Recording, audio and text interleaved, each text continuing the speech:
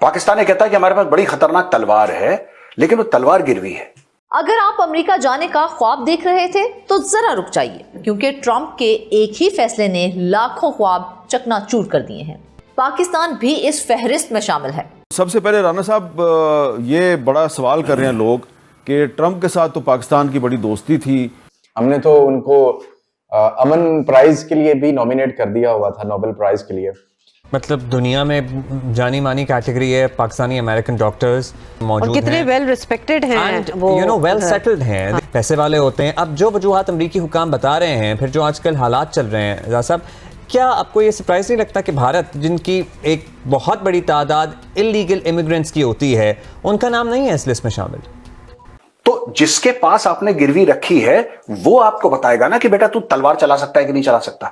आप वैसे ही अगर पाकिस्तानी के तौर पर अमेरिकी वीजा हासिल करना चाहते हैं तो आपको ऑन एवरेज सिर्फ इंटरव्यू के लिए आपको मिलता है या नहीं मिलता? इंटरव्यू के लिए आपको 8 महीने साल का इंतजार कम से कम 8 महीने इंतजार करना, उससे पहले नहीं। ठीक है। अच्छा, इसके अलावा अब उन्होंने स्क्रूटनी भी सख्त कर दी हुई है। जी अब्दुल्ला साहब, क्या अमेरिका बज़ाहिर ये दिखा रहा है कि पाकिस्तान के साथ मेरे ताल्लुकात बहुत अच्छे हैं और अंदर कुछ और कहानी खिचड़ी पक रही है, यूज एंड अब्यूज वाली पॉलिसी? उसकी एक बुनियादी वजह यह है कि पाकिस्तान ने आज तक 1954 से लेके अब तक कोई एक अमेरिका का काम ऐसा नहीं किया जो मुफ्त हो। अच्छा, हमने पैसे लिए हैं काम। नंबर 1 आर्मी, ठीक है, कम्स इन चप्पल, सैंडल, घोड़े पे, मोटरसाइकिल पे, सिर के ऊपर जैसे अमेरिकन बोलते हैं तौलिया बांध के आते हैं। एंड ऐसी ठुगाई यार, bloody hell, the kind of fire power they've seen।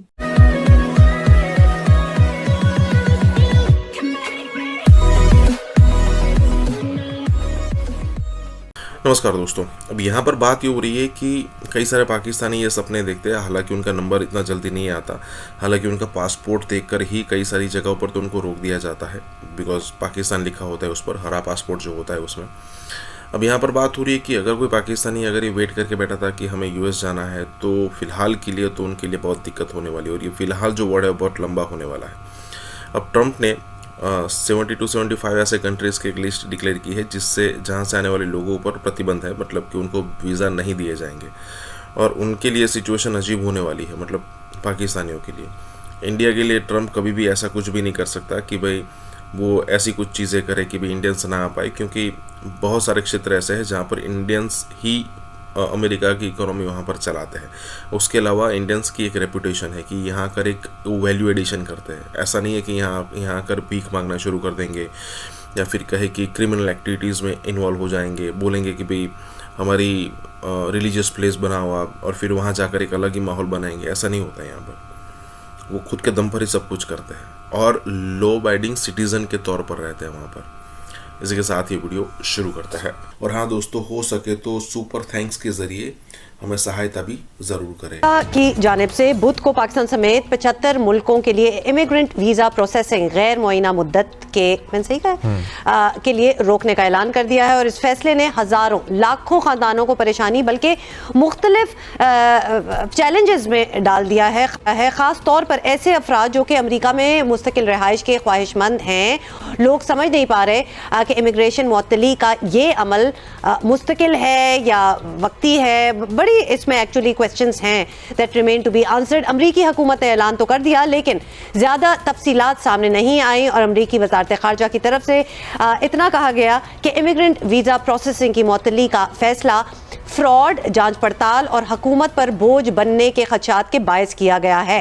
पाकिस्तानियों की बड़ी तादाद भी इन सवालों का जवाब तलाश कर रही है, लेकिन जाहिर है वीज़ा तब तक जारी नहीं किया जाएगा जब तक ये पॉलिसी मौजूद है और ये या इस पर कोई फैसला तो नहीं ये पॉलिसी भी कब तक है कब तक नहीं है, मतलब हर चीज़ actually is up in the air. मतलब दुनिया में जानी मानी कैटेगरी है पाकिस्तानी अमेरिकन डॉक्टर्स, कितना बड़ा इज्तिमा होता है उनका, हज़ारों की तादाद में मौजूद और कितने वेल रिस्पेक्टेड हैं, वो यू नो वेल सेटल्ड हैं। They are one of the wealthiest in the country as well. America में भी बात करें, आईटी वगैरह की भी बात करें तो आईटी के भी एक्सपर्ट्स हमारे ज़ाहिर है कोई बहुत ही अमीर लोग होते हैं, ये पैसे वाले होते हैं। अब जो वजूहात अमरीकी हुकाम बता रहे हैं, रज़ा साहब, क्या आपको ये सरप्राइज नहीं लगता कि भारत, जिनकी एक बहुत बड़ी तादाद इलीगल इमिग्रेंट्स की होती है, उनका नाम नहीं है इस लिस्ट में शामिल? जी, ये बिल्कुल ताज्जुब वाली बात है, क्योंकि भारत के से ही तो ज्यादा शिकायत थी कि इनके लोग इतनी बड़ी तादाद में अमेरिका में पहुंच गए हैं कि जो सफ़ेद फार्म अमेरिकी थे वो ये कहा जा रहा था कि जी उनके लिए नौकरियां नहीं बची। यही डोनाल्ड ट्रंप साहब ज़्यादा कह रहे थे ना, जिसकी वजह से उनको वाइट सुप्रीमेसिस्ट भी कहा गया। तो फिर उनको तो कुछ नहीं इसमें शामिल किया गया।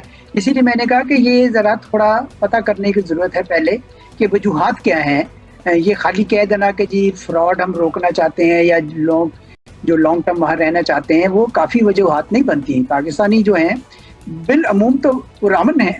उस तरह हमारे लोग ठीक है, कुछ मसाइल होते हैं कुछ लोगों के, लेकिन बहसीयत कौम तो मेरे ख्याल में ऐसा पाकिस्तानी नहीं करते हैं कि भाई उनको आप उस फहरिस्त में शामिल करें। तो ये मेरे ख्याल में उनसे मालूमात लेना जो है ना, ये हमारा हक भी है और फ़र्ज भी। नाज़रीन, अमेरिका ने 75 ममालिक के लिए इमिग्रेशन पॉलिसी और वीज़ा प्रोसेस को हाल्ट कर दिया, फिलहाल रोक दिया। पाकिस्तान के अमेरिका के साथ बड़े अच्छे ताल्लुकात थे।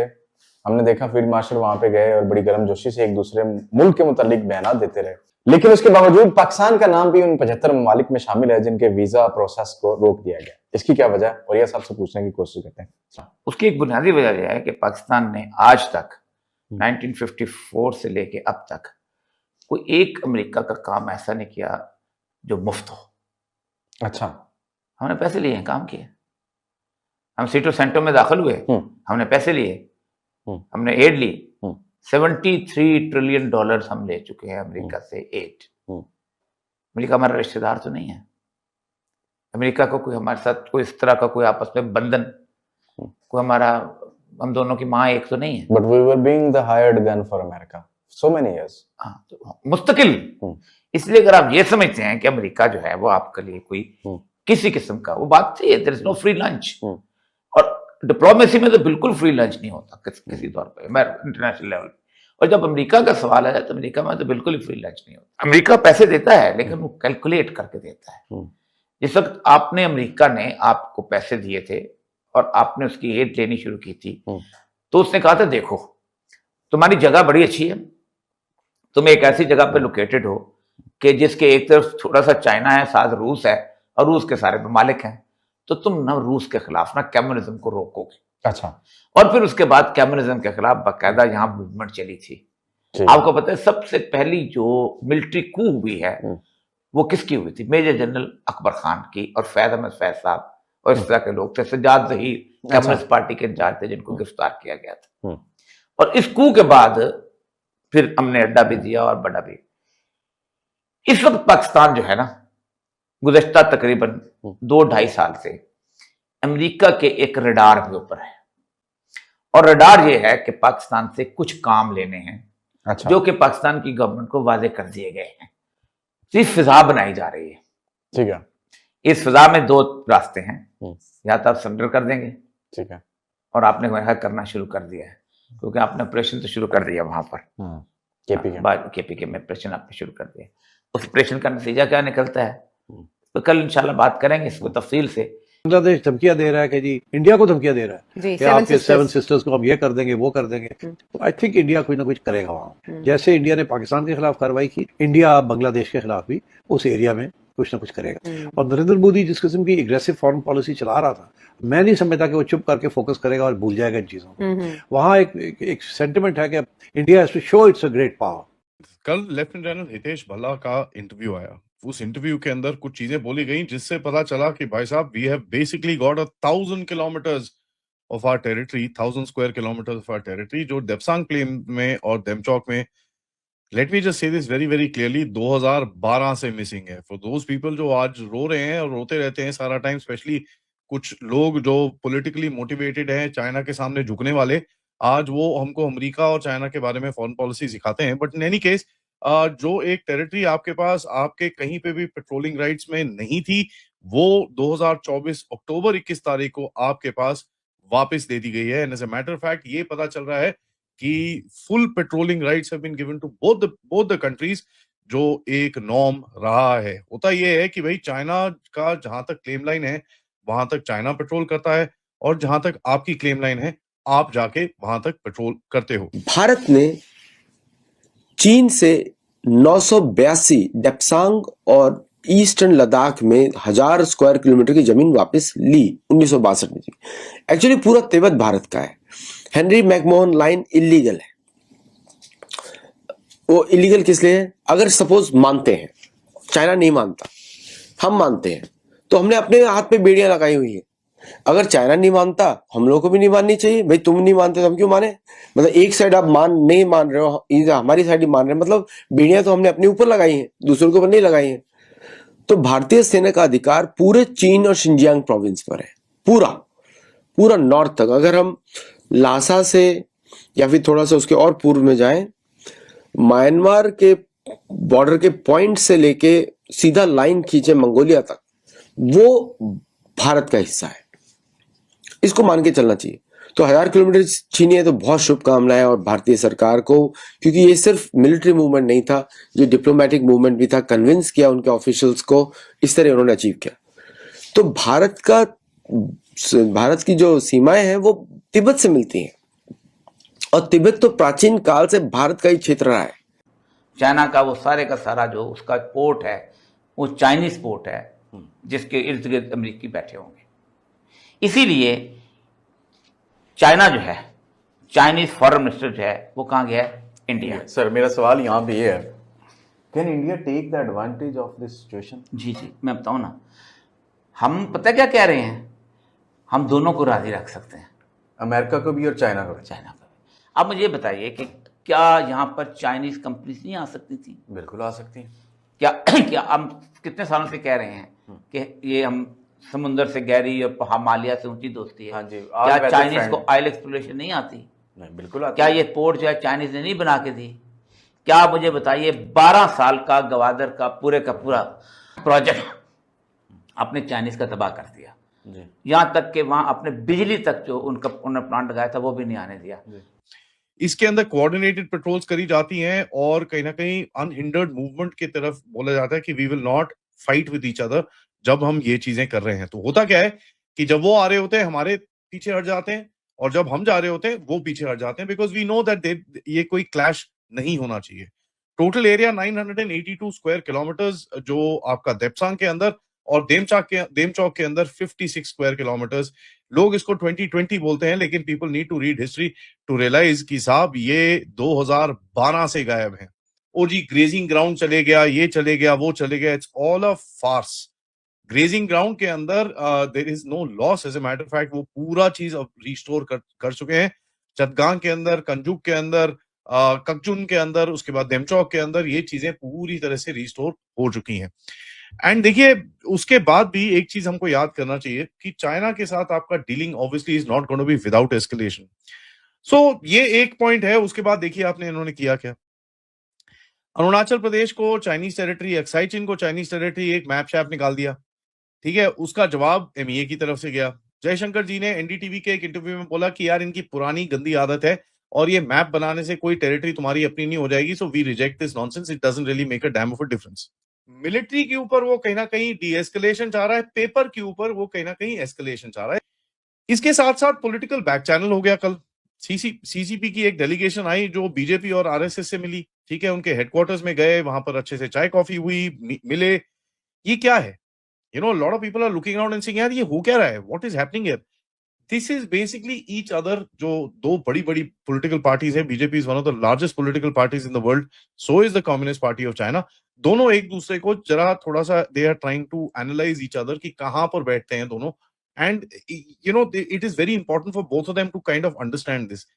हुआ क्या है कि because of the prevailing situation जो दोनों कंट्रीज के बीच में है, और ऊपर से उसके बाद अमेरिकन जो पूरी गेम्स चलती हैं, जैसे आपने देखा कि भाई जो अमेरिका की जो एक रिपोर्ट आई थी पेंटागन की तरफ से, उसके अंदर उसकी सिक्योरिटी सिचुएशन जो पैसिफिक रीजन के अंदर जहां चाइना पूरी तरह से क्रीप इन करके वहां पर तो आइलैंड्स पे आइलैंड लिए जा रहा है, उसके बारे में कोई मेंशन नहीं था। इस तरह लेके यही वजह है कि आज की मैं अखबार ये पढ़ रहा था जिसमें उन्होंने कहा है कि CPEC debt relief no free pass. तो आपकी जो एक इस वक्त एक तो डेट के अंदर, क्योंकि आपका तकरीबन $48 बिलियन जो है वो चाइनीज का आपका कर्जा है इसका। अब ये वो कहता ये है कि इंडियन फॉरेन मिनिस्टर उसने कहा है he is also schedule to meet the Indian national security adviser Ajit Doval. इसका क्या काम है? इसका काम ये है कि उन्होंने एक जॉइंट पेट्रोलिंग शुरू करनी है। कहाँ पे? लद्दाख के इलाके में और सिलगी कॉरिडोर में। India and China had agreed on the patrolling agreements to de-escalate tensions. इसका मतलब है कि वो बॉर्डर तो इंडिया का हो गया सेफ। अब इनके साथ कौन से मिल जाएंगे हाथ में? इंडिया, चाइना और रशिया। ट्रंप एक और गेम चल रहा है, वो क्या? कि पाकिस्तान मिल जाए मेरे साथ। अमेरिका की जरूरत हमें इसलिए है कि जब हम अमेरिका के साथ होते हैं तो फिर हमारे दुश्मन को मारने में हमारी मदद करता है। ये किसने कहा? हमेशा से की। हमारा दुश्मन इनसाइड, मुल्क के अंदर। अच्छा, जो हम जी, हमारी ये ख्वाहिश अमेरिका में इसलिए है कि अमेरिका हमें किसी न किसी तौर पर इमरान खान को अंदर रखने में हमारी मदद करेगा। चाइना को कोई परवाह नहीं है कि इमरान खान आता है या नहीं आता, यहाँ हाइब्रिड आती है या नॉन हाइब्रिड आती है। अब इस सूरत हाल के अंदर आपको चाइनीज जो है पीछे हट गए। चाइनीज तो शायद काकर अब्बासी के मैंने खुदा हाफिज क्या कहते, क्योंकि वो कहते ये हैं कि आपने हमारे CPEC का मजाक उड़ाया। अगर आप वाकई सीरियस होते, आप चाहते कि आप CPEC के जरिए आपने जिंदगी बनानी है, तो आप उससे $4 अरब की ऑरेंज ट्रेन ना बनाते। बिल्कुल ऐसी है वो। ऑरेंज ट्रेन जा रहा, ट्रेन किधर बन रही है? नहीं, जो भी है, मैं वैसे कह रहा हूँ जितने मोटरवे बने, ये भी $4 बिलियन का चाइनीज खाते में। ठीक, अब आपने पूरा CPEC उड़ा दिया, गुलछरे उड़ा दिए इलेक्शन जीतने के लिए। क्या उधर मोटरवे तो इधर मोटरवे तो उधर फलाना तो उधर फलाना। अच्छा, असल मसला ये है कि अब अमेरिका जो है वो यहाँ चेंज ऑफ गार्ड जब चाहेगा, जिस वक्त चाहेगा, करता रहेगा। ठीक है सर, जो हमारा पहले एक दुश्मन है, अब जब हम अमेरिका की तरफ अपना शिफ्ट करते हैं पॉलिसी का, तो जो चाइना के साथ हमारे ताल्लुकात हैं वो भी कंप्रोमाइज हो रहे हैं। अब इंडिया और चाइना अगर मिल के इस खिते में ऑपरेट करते हैं तो हमारा वो दोस्त भी दुश्मन बदल जाएगा। जी जी, देखिए ना, आप मुझे बताइए कि इंडिया क्यों गया है चाइना इस वक्त। अब हम समझते हैं हम दोनों जो है उनको साथ लेके चलेंगे। अगर इंडिया उसके साथ बैठ गया तो इंडिया यारी करने देगा हमें? जब दूसरी सौकन वहां आ गई तो पहली बारी तो कहेगा निकालो उसको घर से। America and Israel will focus on Iran. They will focus on destruction of Iran's nuclear program. POJK में लश्कर तैयबा का जो डिप्टी कमांडर है रिजवान, उसके घर में अचानक आग लग गई, कुछ लोग मर भी गए हैं और इसका पहलगाम आतंकवादी हमले में भी हाथ था। एक ऐसे शख्स का कत्ल है जो कहीं ना कहीं किसी न किसी तरीके से इंडिया को मतलूब है। पाकिस्तान में हिंदुस्तान के दुश्मनों का खात्मा कौन कर रहा है? ना ये बोलते हुए मुझे थोड़ा अजीब लग रहा है। उसके घर में किसी ने 16 दिसंबर की रात को आग लगा दी। और अभी 2 दिन पहले डेविड हेडली के रिश्तेदार के घर पर आग लग गई थी इस्लामाबाद में। ये अननोन लोगों का ही काम है सर। आजकल गोलियां नहीं चला रहे, शायद आग ही लगा रहे। हमजा अफगानी करके एक बंदा था जो पहलगाम का अटैकर था, ठीक है। लश्कर तैयबा में इसकी इंट्रोडक्शन, जो ये अफगानी की इंट्रोडक्शन इसने कराई थी। हाशिम मूसा एंड तला अली, ये तो है ना जी पक्की पक्की बात है कि पाकिस्तानी है। ये सरहद पार आते जाते थे, लश्कर तैयबा के साथ इनके बड़े गहरे मरासिम थे। उसने भारत में $20 अरब का ऑलरेडी निवेश कर चुके हैं वो लोग। बेसिकली दिस इज, देखिए अहम बात यह है कि उनकी गुफ्तगू से तो यह खस किया जा सकता है। उन्होंने कहा कि बदला अच्छा लफ्ज़ नहीं है डॉक्ट्रिन जी, लेकिन वो कह यही रहे हैं पाकिस्तान के साथ दुश्मनी अलहदा, ये जो डुओ है, डोवल का और जयशंकर का। तो लगता है कि जो अननोन गनमैन है पाकिस्तान में वो आजकल गोलियां खर्च नहीं करना चाहते। शायद आजकल गोलियों की जगह ये आगजनी वाला काम कर रहे हैं। इसके असरात 10-20 साल बाद नजर आएंगे। हमें पाकिस्तान बनना है, हमें मोदी का भारत नहीं बनना है, और हम नहीं बनेंगे। हम जिस रास्ते पर चल रहे हैं उससे आगे चलेंगे। ठीक है, राहरा नारा विलेज में घरकनी रावलाकोट में ये रहता था। वाइफ और इसकी बीवी और इसकी बेटी रिपोर्टेडली जल भुन के राख हो चुके। अंकल जी, अभी आप कह रहे थे हम गुलाम है, गुलाम जंग करते हैं। हम गुलाम हैं। अच्छा, तो गुलाम जंग गुलाम हम है, गुलाम होकर भी हम ये लड़ने मरने के लिए तैयार है।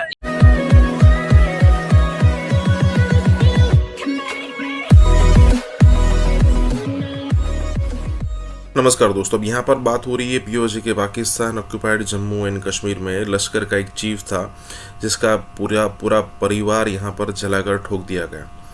देखिए, अब पाकिस्तानियों को ये लगता है कि भी इंडिया के अंदर हम कांड करेंगे और बच जाएंगे। हालांकि फ़िलहाल तो सिचुएशन ऐसी है कि कांड करना भी मुश्किल है, लेकिन मान लीजिए कि आपने 100-200 बार ट्राई किया है और उसमें से एक बार आप सफल भी हो गए, तो इसका मतलब ये नहीं है कि आप जो है ना वो पूरी दुनिया, मतलब आप जो है ना वो छूट जाएंगे। आप पर भी बहुत सारी चीज़ें होगी, और जैसे यहाँ पर हुआ, हो सकता है कुछ लेट हो जाए। जैसे वो जो पहलगाम किया था उसके आतंकी फिर एक घने जंगल में जाकर छिप गए थे। उनको लगा था कि भाई अब ना मतलब कि हम पकड़ में नहीं आएंगे, लेकिन वो आए। और ऑपरेशन महादेव के नाम से जब हमने ऑपरेशन चलाया और उसके बाद जो कांड हुए और इसके बाद उनको ठोका गया और उसके बाद सारे सबूत हमने इकट्ठा किए कि कहाँ कहाँ से आए थे, उनके पास हथियार कौन कौन से थे वगैरह वगैरह। तो कहने का मतलब ये है कि अगर आपको लगता है कि इंडिया के अंदर आतंकवादी हमला करके आप बच जाएंगे ना, तो ये गलतफहमी है। ठीक है, 20-20 साल पहले जिसने कांड किए थे उनकी बारी भी आ रही है। इसी के साथ ही वीडियो शुरू करते हैं। और हाँ दोस्तों, हो सके तो सुपर थैंक्स के जरिए हमें सहायता भी जरूर करें। पीओजेके में लश्कर तैयबा का जो डिप्टी कमांडर है रिजवान, उसके घर में अचानक आग लग गई, कुछ लोग मर भी गए हैं और इसका पहलगाम आतंकवादी हमले में भी हाथ था।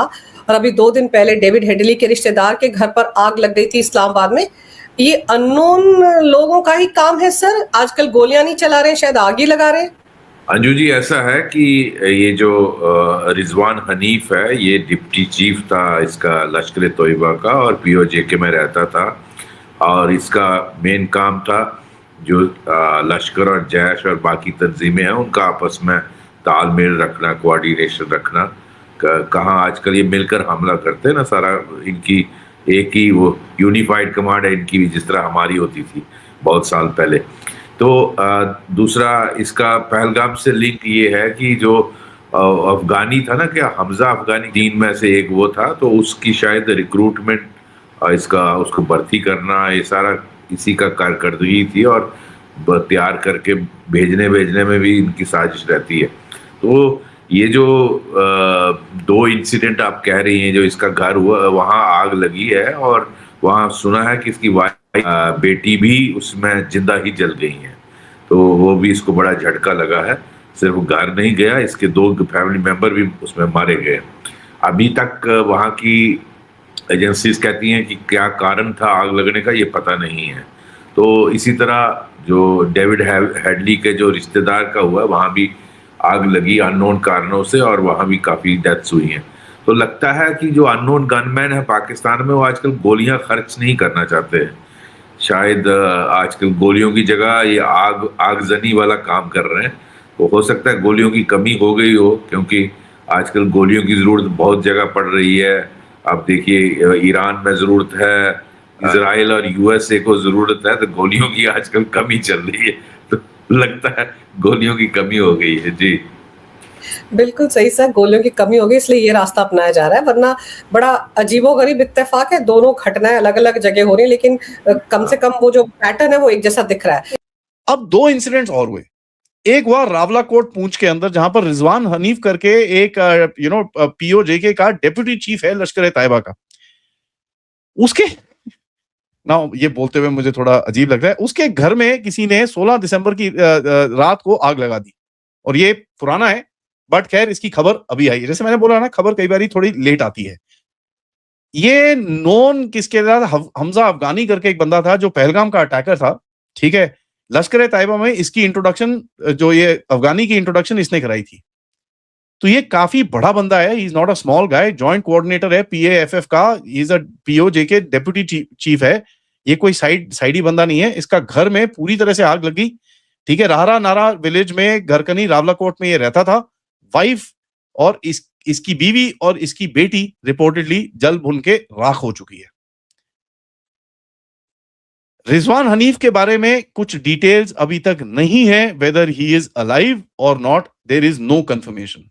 बट ये कंफर्मेशन पूरी क्लियर है कि इसकी बीवी और इसकी बेटी हो चुकी है। अभी तक लश्कर तैयबा ने कोई बड़ी चीज ऐसी बोली नहीं है कि we are sorry and this and that. Normally they are pretty strong in that. अभी तक ये आया नहीं है, तो it might just be he has survived. Let's see what actually happens. दूसरा इंसिडेंट हुआ ना, इसके ऊपर थोड़ी सी कंफर्मेशन थोड़ी सी वीक है, so I am kind of medium confident on this. David Coleman Headley, Dawood Gilani, ठीक है, इसके घर में आग लग गई फिर से। ठीक है, नाउ ये इसका घर पाकिस्तान में है नहीं है, इसकी फैमिली का घर है। It's very shaky right now, where I am not able to take out and say कि भैया फॉर सर्टन कि भैया आदि एचएन का इसके अंदर मतलब गारंटी है, वो अभी तक मेरे को दिख नहीं रहा। डेविड हेडली तो खैर अमेरिका के अंदर है, ये वहां पर इसकी फैमिली या एक आधी बीवी बूवी यहां पर रखी होगी, मुझे नहीं पता, बट इसके घर के अंदर आग लगी। नाउ अननोन गनमैन सुना था, अननोन शेफ सुना था, अननोन डॉक्टर सुना था, अननोन ये अननोन वो, अभी अननोन फायर आर्सनल भी आपको दिख रहा है कि भैया कहीं ना कहीं आर्सन के ऊपर भी चीजें आनी शुरू हो चुकी हैं, जहां पर लोगों के घर जला दिए जाते हैं। अगेन इफ यू पैटर्न में देखें, this is the same pattern of people जो मैंने आपको बताया, प्रोपेगेंडा स्पेशलिस्ट, मिडिल पीपल जो फैसिलिटेटर्स होते हैं, और facilitators are the key nodes, क्योंकि फ्रॉम जो मेन कनेक्ट होता है टू द टेररिस्ट, ये जो बीच वाला बंदा होता है, this guy knows quite a bit. होता क्या था, this guy was really not known, this guy was not really very important, but when you actually touch these guys and you take them out, that entire link और जो इनका chain of command होता है वो पूरी तरह से टूट टाट के बराबर हो जाता है। मैं जिनके ऊपर, now let me tell you, जिनके ऊपर मैं रिसर्च कर रहा हूं, ठीक है, पंजाब पीओजेके के बॉर्डर साइड पे एक बंदे को कुछ किसी ने ठोका है। I don't know what where why this that, कुछ नहीं पता मेरे को इसके ऊपर। This is a research which is ongoing and probably अगले हफ्ते में आपको मैं बताऊंगा इसके ऊपर। एंड दूसरा, एक अफगानिस्तान बॉर्डर के ऊपर एक और बंदा ठोका गया है जो ISIS-K का लॉजिस्टिक्स मीडिया हैंडल करता था। टेलीग्राम यूजर्स के अंदर कहीं ना कहीं इसका टेलीग्राम क्लस्टर्स में एक बंदे का नाम कुइया कुइया करके बाहर आ रहा है, ठीक है, कुइया कुइया कुइया करके बाहर आ रहा है। Now I don't know if that is an alias, कुछ ऐसा कुछ है। India is so powerful and this is how the Arabs view it. और हर मुल्क जो है इन अरब ममालिक में से हर मुल्क जो है वो क्या कर रहा है, वो सपोर्ट कर रहा है इंडिया की जो है वो ब्रिक्स के समिट को इस साल होस्ट करने जा रहा है। इंडिया ने ब्रिक्स 2026 का लोगो, उसका वेबसाइट, ये सभी चीजों को ऑफिशियली रिलीज किया है। ब्राजील, रूस, इंडिया, साउथ अफ्रीका ने मुश्तरका करेंसी डॉलर में तजारत ना करने का ऐलान किया है और इस इत्तेहाद को सऊदी अरब, ईरान और मलेशिया की मदद हासिल है। 8 से 10 साल बाद आप देखिएगा कि डॉलर और ये अगर ब्रिक्स करेंसी आती है तो क्या फर्क पड़ता है। 8-10 से शायद पहले हो जाए, क्योंकि यही खतरा है जिसकी वजह से लड़ाई कर रहे हैं। सो एक ब्रिक्स है और दूसरा टैरिफ। और अब उनके जो है वजीर खारजा ने भी एक स्टेटमेंट दिया है कि जब तक पाकिस्तान से दहशतगर्दी का खात्मा नहीं होगा, हम पाकिस्तान के साथ कोई भी बातचीत नहीं कर सकते। बातचीत और दहशतगर्दी जो है वो साथ साथ नहीं चल सकती। $12 बिलियन के प्रोडक्ट्स फ्लड कर गए हैं चाइनीज मार्केट के अंदर। ये एक स्टैटिस्टिकली मुझे पहले लगा ये गलत है, ये हो नहीं सकता, लेकिन मोदी है तो मुमकिन है, उन्होंने करके दिखाया। India and France together want to weaken dollar, together want to create an alter, because दोनों मल्टीपोलर वर्ल्ड की बात करते हैं, ट्रंप G2 की बात करता है। 6 लोग चाइनीज कम्युनिस्ट पार्टी के आए हैं and they have visited the RSS headquarter. उसके बाद बीजेपी के लोगों से मिले। आज किसके साथ मुआवजा है? कांगो के साथ, इथियोपिया के साथ, नाइजीरिया के साथ, सोमालिया के साथ।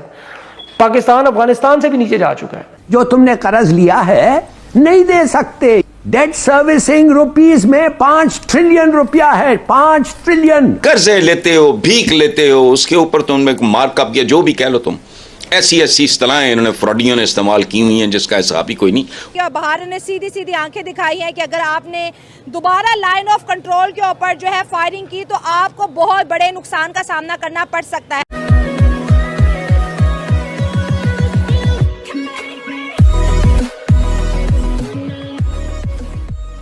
नमस्कार दोस्तों, अब देखिए ब्रिक्स में जितने भी कंट्रीज़ हैं, मतलब यहाँ पर हो गया ब्राज़ील, हो गया रशिया, हो गया इंडिया, हो गया चाइना, हो गया साउथ अफ्रीका, हो गया, लेकिन उसमें सबसे बड़ा खतरा जो अगर यूएस को कोई लगता है तो वो इंडिया ही है।